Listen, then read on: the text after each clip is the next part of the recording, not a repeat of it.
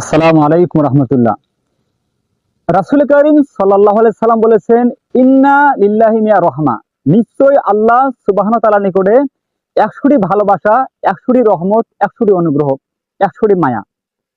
আনজালা মিনহা রাহমাতান ওয়াহিদা, এর মধ্যে আল্লাহ সুবহানাহু ওয়া তাআলা কিয়ামতের দিন 3 শ্রেণীর লোকের দিকে তাকাবেন না, তাদেরকে পবিত্র করবেন না। তারা কত বড় পাপী, তারা কত বড় পাপী, তারা কত বড় পাপী। এক শ্রেণী হচ্ছে যারা পায়জামা এবং প্যান্ট টাকনু নিচে পরিধান করে। আর এক শ্রেণী হচ্ছে যারা দান করে খোঁটা দেয়। আর এক শ্রেণী হচ্ছে যারা মিথ্যা কথায় ব্যবসা করে। এবং আর এক হাদিসে আসছে যে অশাইখুল জানি, যারা বৃদ্ধ কলে জেনা করে। বৃদ্ধ করে জেনা করে, এটা হাদিসের পরিভাষা।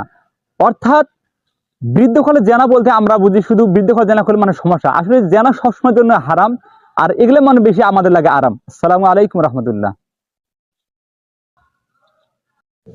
আসসালামু আলাইকুম রহমতুল্লাহ। রাসূল করিম সাল্লাল্লাহু আলাইহি সাল্লাম বলেছেন, ইন্না লিল্লাহি মিয়া রহমা, নিশ্চয় আল্লাহ সুবহানাহু ওয়া তাআলার নিকটে 100টি ভালোবাসা, 100টি রহমত, 100টি অনুগ্রহ, 100টি মায়া। আনজালা মিনহা রাহমাতান ওয়াহিদা, এর মধ্যে আল্লাহ সুবহানাহু ওয়া তাআলা কিয়ামতের দিন 3 শ্রেণীর লোকের দিকে তাকাবেন না, তাদেরকে পবিত্র করবেন না। তারা কত বড় পাপী, তারা কত বড় পাপী, তারা কত বড় পাপী।